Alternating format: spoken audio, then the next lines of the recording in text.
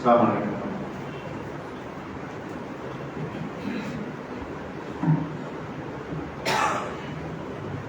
அல்லாஹு அக்பர், அல்லாஹு அக்பர், அல்லாஹு அக்பர், அல்லாஹு அக்பர். அஷ்ஹது அன் லா இலாஹ இல்லல்லாஹ், அஷ்ஹது அன் லா இலாஹ இல்லல்லாஹ், அஷ்ஹது அன்ன முஹம்மதர் ரசூலுல்லாஹ், அஷ்ஹது அன்ன முஹம்மதர் ரசூலுல்லாஹ்.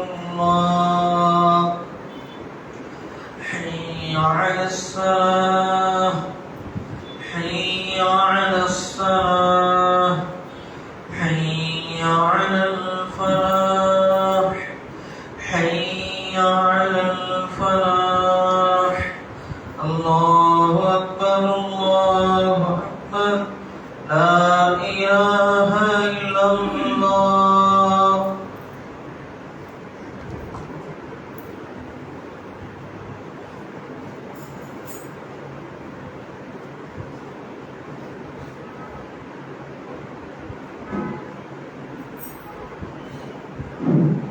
அல்ஹம்துலில்லாஹ் நஹ்மதுஹு வ நஸ்தஈனுஹு வ நஊது பில்லாஹி மின் ஷுரூரி அன்ஃபுஸினா வ மின் ஸய்யிஆத்தி அஅமாலினா. மை யஹ்திஹில்லாஹு ஃபலா முضில்ல லஹு வ மை யுضلل ஃபலா ஹாதிய லஹு.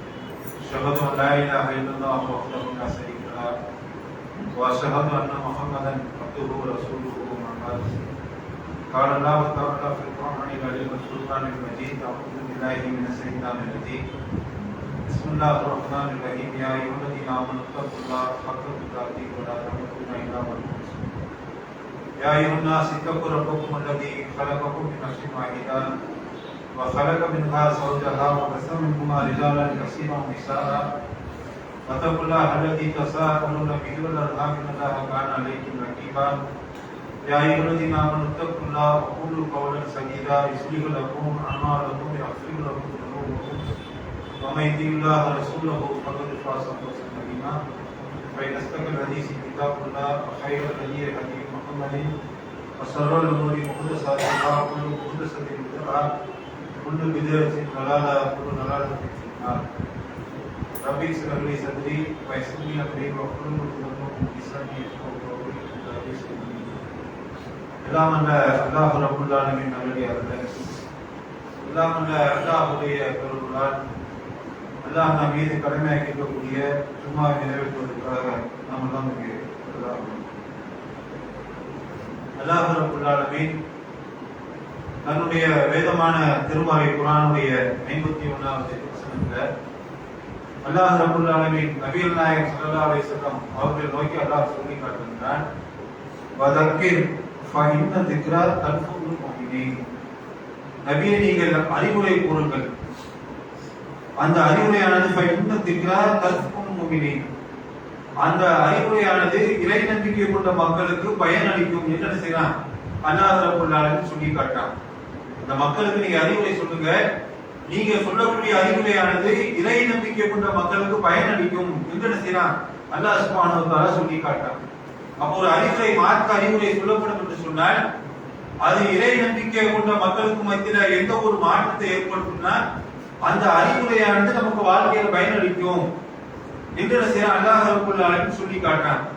ஆக இப்படிப்பட்ட தன்மை இன்னைக்கு பூமிகளாக வாழக்கூடிய நாம், பூமியில் இருந்து நம்மை அழைக்கக்கூடிய நாம் சொல்லக்கூடிய அறிவுரை நம்முடைய வாழ்க்கையில் எந்த அளவுக்கு நமக்கு பயன் தருகின்றது, அந்த அறிவுரை நம்முடைய வாழ்க்கையில ஒரு மாற்றத்தை ஏற்படுத்துகின்றதா என்பதை நாம சிந்தித்து பார்க்கணும்.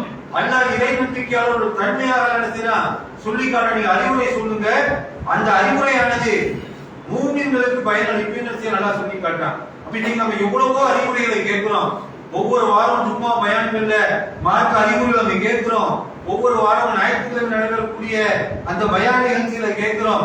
இன்னைக்கு பயான் கேட்பதற்கு நீ பஞ்சம் கிடையாது. இன்னைக்கு மார்க்கத்தை அறிந்து கொள்வதற்கு வாய்ப்புகள் ரொம்ப சுலபமாக இருக்கின்றது. நீ வாரந்தோறும் மர்கஸில் நடத்தக்கூடிய பயானாக இருக்கட்டும் அல்லது தெருக்கள் நடத்தக்கூடிய மார்க்க விளக்க பொதுக்கூட்டங்களை போய் கலந்து கொள்றோம், லட்சக்கணக்கான மக்களை திரட்டி நடத்தக்கூடிய மாநாடுகளில் போய் கலந்து கொள்றோம். பெண்களுக்கு தனியான பயான் நிகழ்ச்சிகள் நடத்தப்படுது, இளைஞர்களுக்கு மாணவர்களுக்கு பயான் நிகழ்ச்சிகள் நடத்தப்படுகின்றது. சமூகத்தில் பெருகிக்கக்கூடிய எத்தனையோ இஸ்லாமிய இயக்கங்கள் இன்னைக்கு போட்டுக்கொண்டு மார்க்க விளக்க நிகழ்ச்சிகளை நடத்துகின்றார்கள். அப்படி எவ்வளவோ பயான் நிகழ்ச்சிகளை கலந்து கொள்றோம், மார்க்க விஷயங்களை அறிந்து கொள்றோம். மார்க்கத்தை அறிந்து கொள்வதில் நன்மை இருக்குது, அறிந்து கொள்ள ஆர்வப்பட்டு அதற்கான நன்மை தருவான். ஆனால் எவ்வளவு விஷயங்களை வாழ்க்கையில செவிய இருக்கிறோம், அதை நம்முடைய வாழ்க்கையில நடைமுறைப்படுத்துகிறோமா என்பதைத்தான் நாம் சிந்தித்து பார்க்கணும். எவ்வளவு பயான் நிகழ்ச்சிகளை கலந்து கொள்ள எவ்வளவு விஷயங்களை மார்க்கத்துல நாம கற்றுக்கொள்கின்றோம், கற்ற விஷயங்களை நடைமுறைப்படுத்துகின்றோமா, அதை நம்முடைய வாழ்க்கையில செயலாற்றுகின்றோமா என்பதை நாம் என்ன செய்யணும், சிந்தித்து பார்ப்பதற்கு கடமைப்பட்டிருக்கிறோம். அதுதான் அல்லாஹ் சொல்லி காட்டுறான், நபியே நீங்கள் மூமின்களுக்கு அறிவுரை சொல்லுங்க. அந்த அறிவுரையானது மூமின்களுக்கு பயன் அளிக்கும் என்ன செய்யலாம் அல்லாஹ் ரப்பல் ஆலமீன் சொல்லி காட்டுறான். மற்றொரு ஆயத்துல இறை நம்பிக்கையாளருடைய தன்மை எப்படிப்பட்டது, இன்னமல் மூமினு அல்லதீன இதா ذكرல்லாஹு வஜிலத் குலூபுஹும். இறை நம்பிக்கை கொண்ட மக்கள் யார் என்று சொன்னால், அல்லாஹ்வை பற்றி அவர்களிடத்துல நினைவு கூறப்பட்டால் வஜிலத் குலூபுஹும், அவருடைய உள்ளங்கள் அப்படியே நடுநடுங்கி போகணும் செய்யலாம். அல்லாஹ் ரப்பல் ஆலமீன் சொல்லி காட்டுறான். யாருடைய தன்மை, இறை நம்பிக்கையாளர் யார் சொன்னா, அல்லாஹ்வை பற்றி அவர்களிடத்துல நினைவு கூறப்பட்டால் அவர்கள் உள்ளங்கள் அப்படியே நடுநடுங்கி போயிடும். ஐயா துளிய தலையும் ஆயாத்துகு சாதத்துக்கும் ஈமானா. அல்லாஹ்வுடைய வசனங்கள் அவர்கள் மூலம் அறிவுறுத்தப்பட்டால், அல்லாஹ்வுடைய வசனங்கள் மூலம் அவர்களுக்கு அறிவுறுத்தப்பட்டால் என்ன செய்வாங்க, அவர்களுடைய நம்பிக்கை ஈமானை அது மேலும் அதிகரிக்கும் என்று செய்யலாம். அல்லாஹ் ரப்பல் ஆலமீன் சொல்லி காட்டுறான். அப்ப இத்தகைய தன்மை நம்மிடத்தில் இருக்கிறதா என்பதை நாம சுய பரிசோதனை செய்து பார்க்கணும். மார்க்கத்தை கற்றுக்கொள்வதற்கு எளிய வழிமுறை இருக்குது. நீங்க ஒரு போனை எடுத்துக்கணும்னு சொன்னா, இந்த போன்ல திருமறை குர்ஆனை முழுவதுமாக நாம நீங்க போன்ல சேவ் பண்ணி வச்சிருக்கிறோமா இல்லையா, திருக்குர்ஆன் தமிழாக்கம் இருக்குது, போன்ல வச்சு கொள்ளலாம். எத்தனையோ ஹதீஸ் கிரந்தங்கள், புகாரியாக இருக்கட்டும் முஸ்லிமாக இருக்கட்டும், அவருடைய தமிழாக்கங்களை நீங்க போன்ல நம்மளால ஸ்டோர் பண்ணி வைக்க முடியும். மார்க்கத்துல என்ன தலைப்பு வேணும், யாரு எந்த அறிஞருடைய பயான் கேட்கணும், நீங்க யூடியூப்ல சர்ச் பண்ணி கேட்க முடியும். அந்த அளவுக்கு இன்னைக்கு மார்க்க விஷயங்களை தெரிந்து கொள்வதற்கு அல்லாஹ் இலகுவாக்கி வைத்திருக்கிறான். நாம தெரிந்து கொள்ற கேட்கிறோம், ஆனா கேட்கக்கூடிய விஷயங்களை வாழ்க்கையில எந்த அளவுக்கு நடைமுறைப்படுத்தணும் என்பதை தான் நாம் என்ன செய்யணும், சிந்தித்து பார்க்க வேண்டும். அல்லாஹ் தான் சொல்லி காட்டுறான், மூமின் என்று சொன்னால் அல்லாஹ்வுடைய வசனங்கள் மூலம் அவர்களுக்கு அறிவுறுத்தப்பட்டால் அவருடைய இறை நம்பிக்கையால் மேலும் அதிகரிக்கும், அவருடைய உள்ளங்கள் நடுநடுங்கி போக என்ன செய்யலாம் அல்லாஹ் ரப்பல் ஆலமீன் சொல்லி காட்டுறான். அப்ப இத்தகைய தன்மை பயான்களை கேட்கக்கூடிய நமக்கு இப்படி ஒரு தன்மை இருக்குதா, கேட்கக்கூடிய விஷயங்களை வாழ்க்கையில நடைமுறைப்படுத்துகிறோமா என்பதை சிந்தித்து பார்க்கணும். நபி தோழர்களை பற்றி நம்ம பார்க்கிறோம். நபிகள் நாயகம் ஸல்லல்லாஹு அலைஹி வஸல்லம் அவர்கள் நபி தோழருக்கு மத்தியில அவருடைய வாழ்க்கையை புரட்டி போட்டது என்ன, அல்லாஹ்வுடைய தூதர் சொன்ன அந்த அறிவுரை, அவர் ஓதி காட்டிய திருக்குர்ஆனுடைய வசனங்கள். நபி தோழர் வாழ்க்கையை கேள்விப்படுறோம் இல்லையா. நபிகள் நாயகம் ஸல்லல்லாஹு அலைஹி வஸல்லம் அவர்கள் மார்க்க போதனைகளை சொல்வதற்கு முன்னாக அவருடைய வாழ்க்கை எப்படி இருந்துச்சு, ஐயாமுல் ஜாஹிலியா, அறியாமை காலகட்டம், அறியாமையுடைய உச்சகட்டத்தில் இருந்தார்கள். அவருடைய வணக்க வழிபாடுகளை பற்றி அல்லாஹ் சொல்லி காட்டும் போது எப்படி சொல்லி காட்டுறான், அவருடைய வணக்க வழிபாடு நிறுத்தி நிர்வாணமான முறையில காபாவை வலம் வருவார்கள், ஆடைகள் இருக்காது. அந்த மாதிரியான ஒரு அறியாமை காலகட்டத்தில் வாழ்ந்த தோழர்கள். அவருடைய வணக்க முறை எப்படி இருந்துச்சு, கை கட்டுவாங்க, விசிலடிப்பார்கள். அப்படித்தானே இறைவனை வணங்கக்கூடியவர்களாக இருந்தாங்க. விபச்சாரத்துல மூழ்கி கிடந்தார்கள். திருமணம் கிடையாது, விபச்சாரம், மதுவுல மூழ்கி கிடந்தாங்க. இப்படிப்பட்ட நபித்தோழருடைய வாழ்க்கையை புரட்டி போட்டது இது திருமறை குர்ஆனுடைய வசனங்கள். இதன் மூலமா நபிகள் நாயகம் ஸல்லல்லாஹு அலைஹி வஸல்லம் எச்சரிக்கை செய்தாங்க. அதற்கு அவர்கள் கட்டுப்பட்டு நடந்த அந்த விதம் அவருடைய வாழ்க்கை அப்படியே புடம் போட்ட கந்தைகளாக மாற்றியது. இந்த அளவு கூட இன்றைக்கு வாழக்கூடியவர் கூட அந்த நபித்தோருடைய வாழ்க்கையை பார்த்து புகழக்கூடிய அளவுக்கு அவருடைய வாழ்க்கை மாறிச்சு சொன்ன எதன் காரணமாக, எதை செவியேற்றார்களோ அதை தன்னுடைய வாழ்க்கையை நடைமுறைப்படுத்தினார்கள், அதை வாழ்க்கையை கடைபிடித்தாங்க. அந்த தன்மை நமக்கு இருக்குதா? நம்ம நபித்தோருடைய வாழ்க்கையில பார்க்கிற எத்தனையோ சம்பவங்களை எந்த அளவுக்கு குர்ஆனுடைய வசனங்கள் கட்டுப்பட்டு நடந்தாங்க என்பதற்கு ஏராளமான செய்திகள். உதாரணம் அபூபக்கர் ரலியல்லாஹு அன்ஹு நம்ம பார்க்கலாம். அவங்க எந்த அளவுக்கு குர்ஆன் வசனங்களுக்கு கட்டுப்படக்கூடியவர்களாக இருந்தாங்கன்னா, நமக்கெல்லாம் தெரிந்து செய்த அன்னை ஆயிஷா அவர்களுடைய அந்த கற்பின் மீது அவதூறு கற்பிக்கப்பட்ட அந்த சம்பவத்தை நாம தெரிந்து வச்சிருக்கிறோம். ஒரு போர்க்களத்துக்கு போயிட்டு திரும்பி வரக்கூடிய அந்த சந்தர்ப்பத்துல ஆயிஷா அவர்கள் பல்லக்கில் இருந்ததாக நினைத்து கொண்டு என்ன செய்வாங்க, அந்த பல்லக்கை சுமக்கக்கூடியவர்கள் தூக்கி சென்று விடுவார்கள். ஆயிஷா அவர்கள் தன்னுடைய சுய தேவை நிறைவேற்றி வரும்போது மக்கள் யாருமே இருக்க மாட்டாங்க, படையை கலைந்து போயிருக்கும். அப்போ ஒரே ஒரு நபித்தோட என்ன செய்வாங்க, அவர்களை தங்களுடைய குதிரையில அழைத்து வந்து கூட்டத்தோடு சேர்ப்பாங்க. அப்ப இது குறித்து முனாஃபிக்கள் என்ன செய்வாங்கன்னா, ஒரு அவதூறு ஆயிஷா அவர்களுடைய அந்த கற்பின் மீது வரப்போவார்கள். அல்லாஹ் என்ன செய்வான், திருக்குர்ஆன் வசனத்தின் மூலமாக ஆயிஷா அவர்களை தூய்மைப்படுத்துவான். இதை நம்ம தெரிந்து வைத்திருக்கிறோம். இந்த அவதூறு பரப்பியவர்கள ஒரு முக்கியமான நபித்தோழர் யாருன்னு சொன்னா மிஸ்தக் என்று சொல்லக்கூடிய ஒரு நபித்தோழர். அந்த மிஸ்தக் யாருன்னு சொன்னா அபூபக்கர் ரலியல்லாஹு அன்ஹு அவர்களுக்கு உதவியை பெறக்கூடியவராக இருந்தாங்க. அபூபக்கர் அவர்கள் மிஸ்தகுக்கு உதவி செய்யக்கூடியவராக இருந்தாங்க.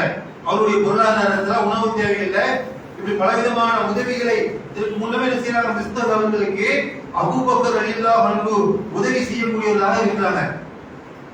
இதை என்ன செய்யறாங்க, தன்னுடைய மகன் மீது, அபூபக்கருடைய மகன் தானே ஆயிஷா, அப்ப தன்னுடைய மகனுடைய அந்த கற்பின் மீது அவதூறு பரப்பியவர்கள் மிஸ்தகுக்கு முக்கிய பங்கு இருக்கு என்று அபூபக்கர் ரலியல்லாஹு அன்ஹு அவர்களுக்கு தெரிய வந்த உடனே அபூபக்கர் சொல்றாங்க கோபத்துல, அல்லாஹ்வின் மீது சத்தியமாக இந்த மிஸ்தகுக்கு வாழ்க்கையில எந்த உதவியுமே செய்ய மாட்டேன். அவருடைய கோபத்துல நியாயம் இருக்குதா இல்லையா? யாராவது எந்த ஒரு மனிதராக இருந்தாலும் எந்த ஒரு விஷயத்தினாலும் பொறுத்து கொள்ளலாம். தன்னுடைய மகனுடைய கற்பின் மீது அவதூறு கற்பித்தா யாரால பொறுத்துக் கொள்ள முடியுமா? தன்னிடத்த உதவி பெறக்கூடியவர் இப்படிப்பட்ட ஒரு காரியத்தை செஞ்சுட்டான்னு சொன்ன உடனே என்ன செய்யறாங்க, அல்லாஹ்வின் மீது ஆணையாக இனிமேல மிஸ்தகுக்கு எந்த ஒரு உதவியும் செய்ய மாட்டேன் என்று அபூபக்கர் ரலியல்லாஹு அன்ஹு கொந்தளிச்ச உடனே அல்லாஹ் திருமறை குர்ஆன்ல வசனத்தை இறக்குறான். எப்படி உங்களுடைய உறவினர்களுக்கும் ஏழைகளுக்கும் அல்லாஹ்வுடைய பாதையில ஹிஜ்ரத் செய்த மக்களுக்கும் உதவ மாட்டோம் என்று உங்களில் செல்வம் படைத்தவர்கள், வசதி உடையவர்களாக இருந்தாங்க. வசதி உடையவர்கள் அல்லாஹ்வின் மீது நீங்க சத்தியம் செய்ய வேண்டாம். அல்லாஹ்வின் மீது சத்தியம் செய்து ஏழைகளுக்கு உதவ மாட்டேன், ஹிஜ்ரத் செய்தவர்களுக்கு உதவ மாட்டேன், உறவினருக்கு உதவி செய்ய மாட்டேன் என்று யாரும் உங்கள் வசதி படைத்தோர் சத்தியம் செய்ய வேண்டாம்.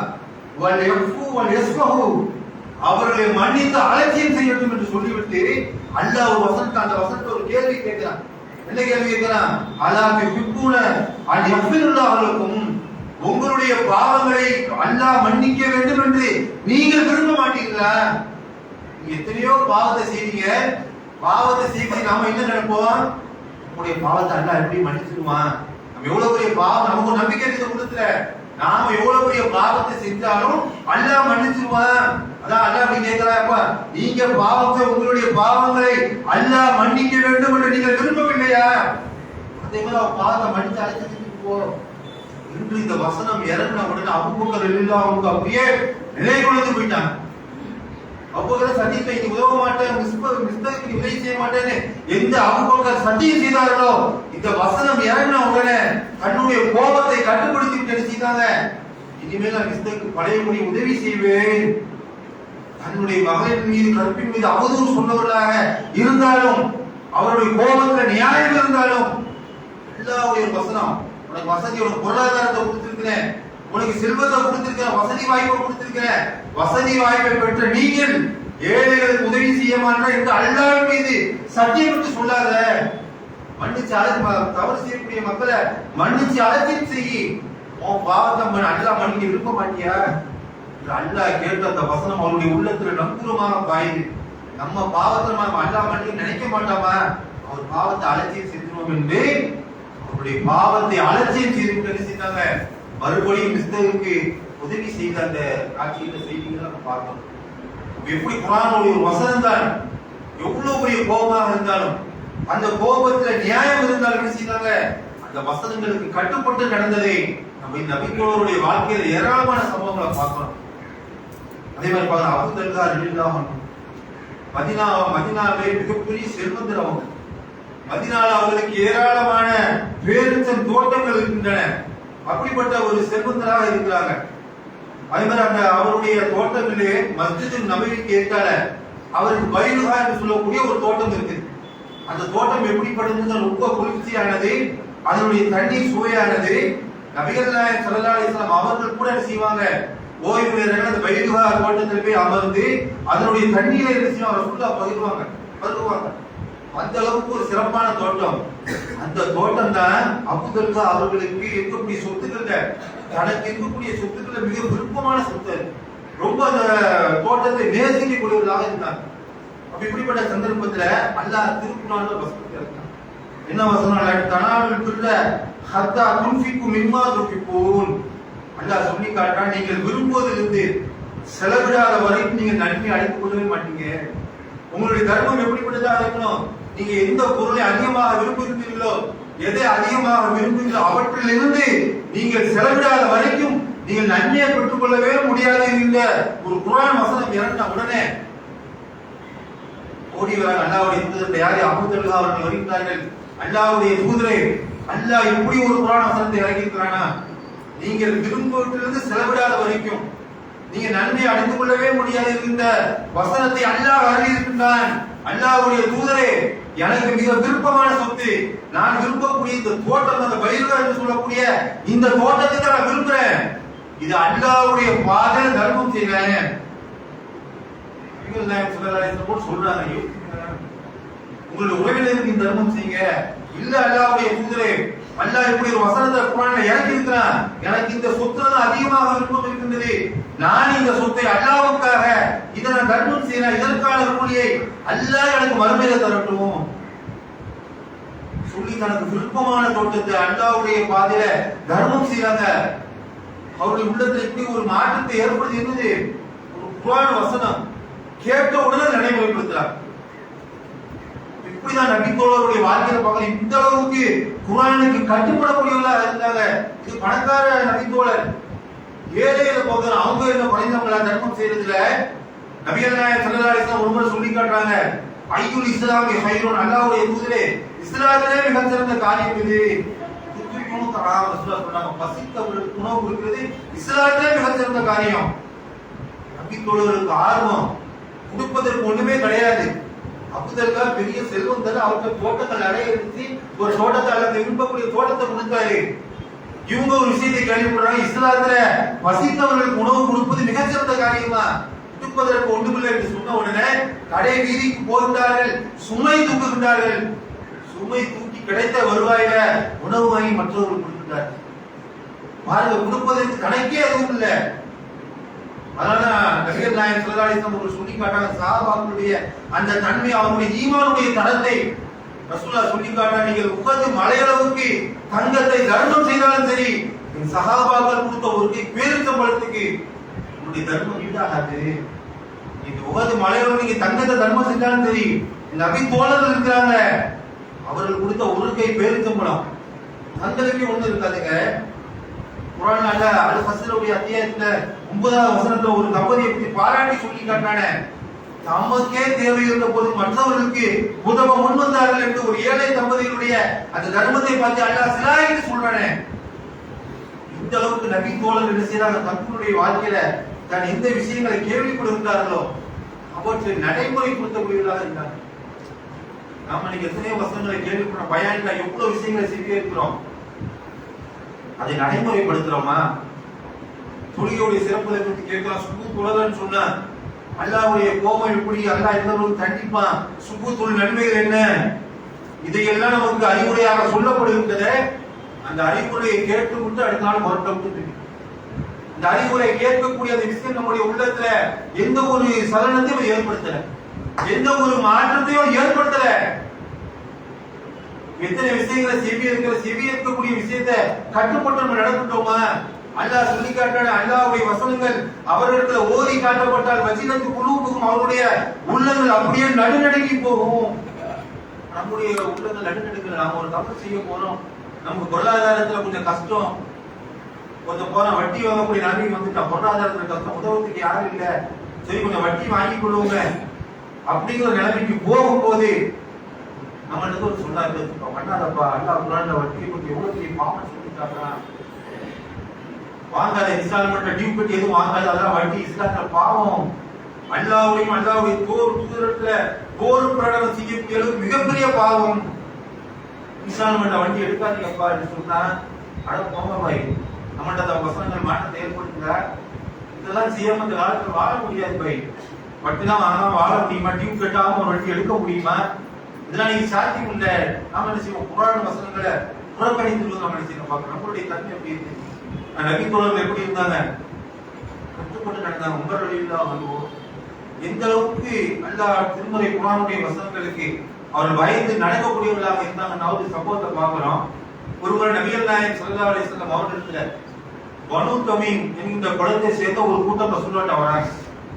நபிகள் நாயகம் ஸல்லல்லாஹு அலைஹி வஸல்லம் அவர்களிடத்துல வந்து அல்லாஹ்வுடைய தூதரே, எங்களுடைய கூட்டத்துக்கு ஒரு தலைவரை நீங்க நியமிங்க, எனக்கு ஒரு தலைவரை தேர்ந்தெடுத்துட்டாங்க என்று நபிகள் நாயகம் ஸல்லல்லாஹு அலைஹி வஸல்லம் அவர்களிடத்துல பனு தமீம் என்கிற குலத்தை சேர்ந்தவர் வருகிறார்கள். அப்போ நபிகள் நாயகம் ஸல்லல்லாஹு அலைஹி வஸல்லம் இருக்கும்போது அப்போ பக்கத்துல யார் இருக்காங்க, நபித்தோழர்கள் இருக்காங்க, அபூபக்கர் இருக்காங்க, உமர் ரலியல்லாஹு அன்ஹு இருக்காங்க, மற்ற சஹாபாக்கள் இருக்கக்கூடிய ஒரு சபையாக இருக்குது.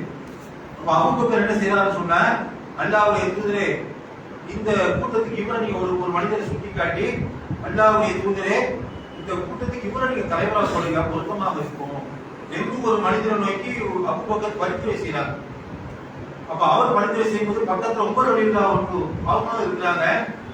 உமர் என்ன செய்யறாங்கன்னு சொன்னா, வேற ஒரு மனிதரை சுட்டி காட்டி, அல்லாஹ்வுடைய தூதரே, உமர் கூட்டத்துக்கு தலைவரா கொடுங்க, ரொம்ப பொருத்தமாக இருக்கும் அப்படின்னு உமர் ஒரு கருத்து சொல்றாரு. உடனே சொல்றாங்க, அபூபக்கர் ரலியல்லாஹு உமரை நோக்கி சொல்றாங்க, நான் எதை சொன்னாலும் எதையாவது மாற்றமா சொல்லணும். உங்களுக்கு ஒரு வேலையே கிடையாது, எதை சொன்னாலும் எதையாவது மாற்றமா நீங்க சொல்லுவீங்களா? என்ன செய்யறாங்க, அபூபக்கர் உமரை நோக்கி பேசிட்டார். உமர் ரலியல்லாஹு சொல்றாங்க, அபூபக்கர் அப்படி கிடையாது, உங்களுக்கு மாற்றமாக பேச வேண்டிய தேவை எனக்கு இல்லை, என்னுடைய கருத்து நான் சொன்னேன். ரெண்டு பேருக்கும் மத்தியில வார்த்தைகள் யார் முன்னாடி, நபிகள் நாயகம் ஸல்லல்லாஹு அலைஹி வஸல்லம் அவர்கள் முன்னிலையிலே ரெண்டு பேருக்கும் வார்த்தைகள் முட்டுது. அவருடைய குரல் அப்படியே உயருது. அல்லாஹ் ரப்பல் ஆலமீன் திருமறை குர்ஆன் வசனத்தை இறக்குறான், யா அய்யுஹல்லதீன ஆமனு லா தர்ஃபஉ அஸ்வாதக்கும் ஃபௌக ஸௌத்தி நபியே, ஈமான் கொண்ட மக்களே, இந்த நபிக்கு முன்னாடி உங்களுடைய குரலை நீங்கள் உயர்த்தாதீர்கள். நம்ம ரசூலுல்லாஹ் முன்னாடி குரலை உயர்த்திட்டு அல்லாஹ் குர்ஆன்ல வசனம் இறக்கிட்டான், இந்த நபிக்கு முன்னாடி உங்களுடைய குரலை நீங்கள் உயர்த்தி பேசுவீங்களா, மத்தவங்க முன்னாடி எப்படி சத்தம் போட்டு பேசுவீங்களோ அதே போன்று தூதர் முன்னாடி பேசுவீங்களா என்று அல்லாஹ் கண்டித்து வசனம் இறக்கின உடனே அந்த வசனத்துக்கு உமர் ரலியல்லாஹு அன்ஹு அவர்கள் எந்த அளவுக்கு கட்டுப்பட்டு நடந்தாங்கன்னு சொன்னா, அந்த வசனத்திற்கு பிறகு, அந்த வசனம் இறங்கின பிறகு வாழ்க்கை நபிகள் நாயகம் ஸல்லல்லாஹு அலைஹி வஸல்லம் அவர்களுக்கு மத்தியில அவங்கள்ட்ட சத்தமாக பேசவே மாட்டாங்க, ரொம்ப குரலை தாழ்த்தி பேசுவாங்க. எந்த அளவுக்கு சொன்னா, ரசூலுல்லாஹ் கேட்பாங்க, உமரை என்ன சொன்னீங்க, திரும்ப ஒரு ரசூலுல்லாஹ் கூப்பிட்டு கேட்கக்கூடிய அளவுக்கு அவங்க சத்தம் குறைவாக பேசுறது ரசூலுல்லாஹ் காதுல விடாது. உமர் என்ன சொன்னீங்க, திரும்ப ஒரு தடவை சொல்லுங்க என்று கூப்பிட்டு கேட்கக்கூடிய அளவுக்கு ரசூலுல்லாஹ்க்கு முன்னாடி குரலை ரொம்ப தாழ்த்தி பேசக்கூடியவராக உமர் ரலியல்லாஹு இருந்தார். அந்த அளவுக்கு அந்த குர்ஆனுடைய வசனத்துக்கு அல்லாஹ்வுடைய எச்சரிக்கைக்கு எப்படி நபித்தோழர் ரசூலுல்லாஹ் உமர் மட்டும் கிடையாது, அபூபக்கர் மட்டும் கிடையாது, எல்லா நபித்தோழரும் இந்த வசனம் இறங்கின உடனே சாபித் பின் கைஸ் என்று சொல்லக்கூடிய நபித்தோழரை ரசூலுல்லாஹ்வுடைய சபையில பார்க்கவே முடியல. ரசூலுல்லாஹ் சபையில வந்து எப்போதுமே சாபித் பின் கைஸ் இருப்பாங்க. அப்ப ரசூலுல்லாஹ் பார்க்கறாங்க, சாபித் பின் கைஸ் சில நாளா காணவே இல்லை. உடனே கூப்பிட்டு கேட்கறாங்க, என்னப்பா யாருக்கு கேட்கறாங்க, சாத் பின் முஆத் ரலியல்லாஹு அன்ஹு அவங்க பக்கத்து வீட்டுக்காரங்க கேட்கறாங்க, என்னப்பா சாபித் பின் கைஸ காணவே இல்லையே, எங்க போனாரு, அவங்க எதுவும் உடம்பு சரியில்லையா, வீட்டுல போய் பார்த்துட்டு வாங்க. எந்த அளவுக்கு நபி தோழர்களுடைய வாழ்க்கையில சொல்ற எந்த அளவுக்கு அக்கறையா இருந்த பாருங்க. ஒரு நபி தோழரை காணல சொன்ன உடனே வீட்டுக்கு அனுப்பாங்க, போய் பார்த்துப்பாங்க, வீட்டுல இது உடம்பு சரியில்லாம இருக்காரா பார்த்துட்டு வாங்க. அவங்க முஆத் ரலியல்லாஹு அன்ஹு வீட்டுல போய் பார்க்க போறாங்க. பார்க்க போனா தன்னுடைய வீட்டுல உட்கார்ந்து சாப்பிட்டு கை அழுது கொண்டு இருக்காங்க, வீட்டுல உட்கார்ந்து அழுகுறாங்க. ரசூலுல்லாஹ் அந்த மாதிரி உங்களை காணலன்னு கேட்டு வர சொன்னாங்கப்பா, எதனால நீங்க சபைக்கு வரல இது கேட்கணும். அவங்க அழுகுறாங்க, எதற்காக? அவர் சொல்றாரு, இந்த மாதிரி திருமறை குர்ஆன் ஒரு வசனம் இறங்கி, இந்த நபிக்கு முன்னாடி உங்களுடைய குரலை உயர்த்தாதீர்கள் என்ற ஒரு வசனம் குர்ஆன்ல இறங்கி இருக்கு, நான் கேள்விப்பட்டேன். அல்லாஹ்வுடைய தூதருடைய இந்த சபையில என்னுடைய குரல் தான் உயர்வா இருக்கும். குரல் உயர்வா சத்தம் போட்டு ரசூலுல்லாஹ் சண்டை போடுற மாதிரி கிடையாது. அவருடைய குரல் ஒரு தனித்த குரலில் எல்லாருடைய குரலும் கடிந்து இருக்கும்.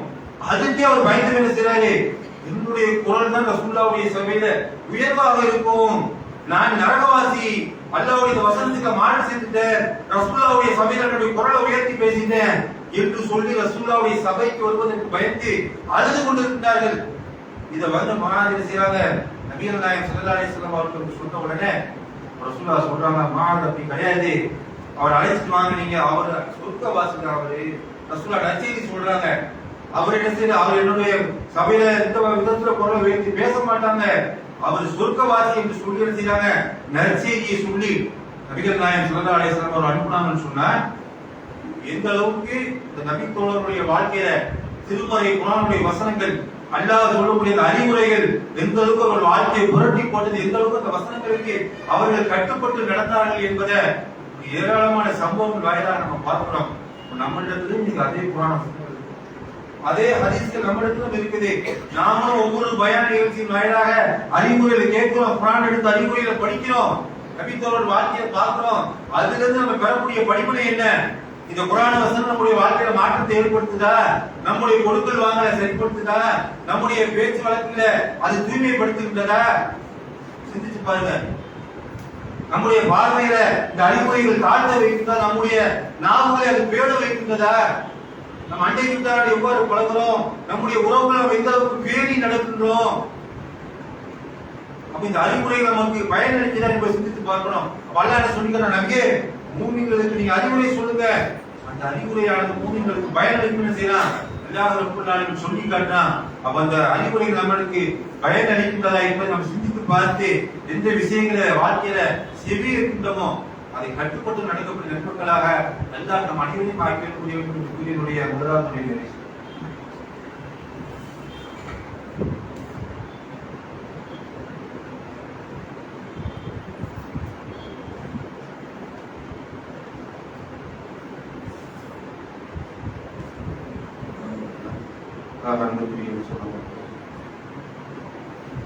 திருமறை குர்ஆனுடைய அந்த வசனங்கள் நம்முடைய வாழ்க்கையில ஏற்படுத்தக்கூடிய மாற்றங்கள் என்ன, அது எந்த அளவுக்கு நம்முடைய வாழ்க்கையில அது தாக்கத்தை ஏற்படுத்தி, நபி தோழர்களுடைய வாழ்க்கையில எப்படிப்பட்ட தாக்கத்தை ஏற்படுத்தி அவருடைய வாழ்க்கையை புரட்டி போட்டது என்பது எல்லாம் சில சம்பவங்கள் வாயிலாக பார்த்தோம்.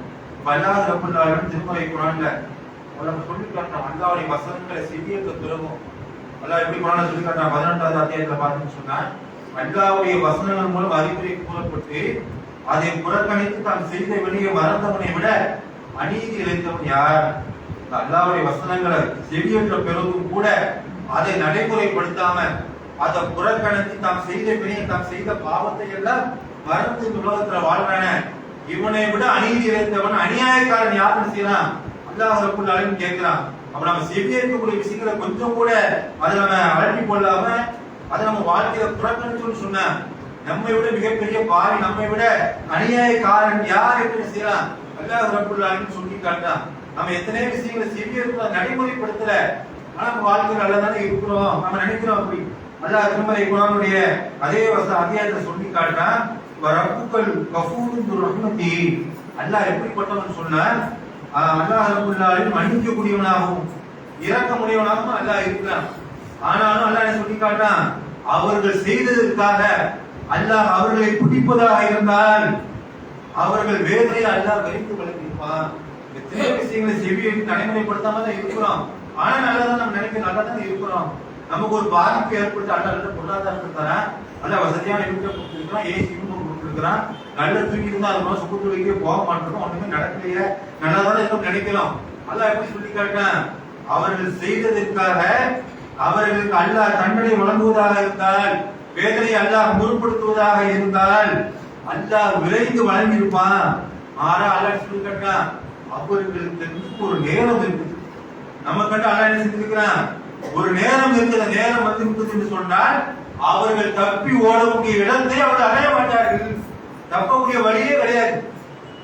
ஏன் அல்லாஹ் நம்மளை விட்டு வச்சிருக்கா? எவ்வளவு அறிவுரையை கேட்டு நம்ம நடைமுறைப்படுத்தாமல் இருக்கின்ற போதும் கூட எந்த ஒரு வேதனையும் நாம் அனுபவிக்காம எவ்வளவு எதிர்ப்பு வாழ்ந்துட்டு இருக்கிறோம்.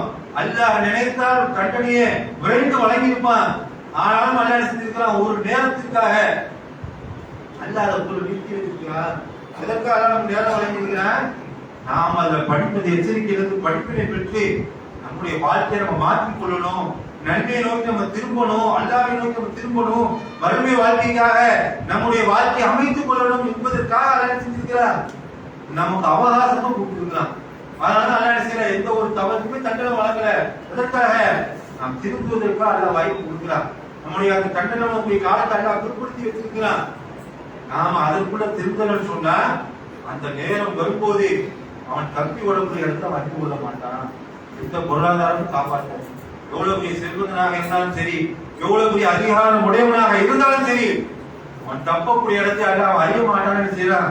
அல்லாஹ் ரப்பல் ஆலமீன் நம்ம எச்சரிக்கை செய்யறான். அந்த எச்சரிக்கையை வைத்து வாழ்க்கையை எவ்வளவு செவியிருக்கமோ அவற்றை நடைமுறைப்படுத்தும் நன்மக்களாக அல்லாஹ் ரப்பல் ஆலமீன் நம்ம அனைவரையும் ஆக்கியிருக்கிறார் கூறி என்னுடைய திருமாவை நிறைவு செய்யப்படுகிற அஸ்ஸலாமு அலைக்கும்.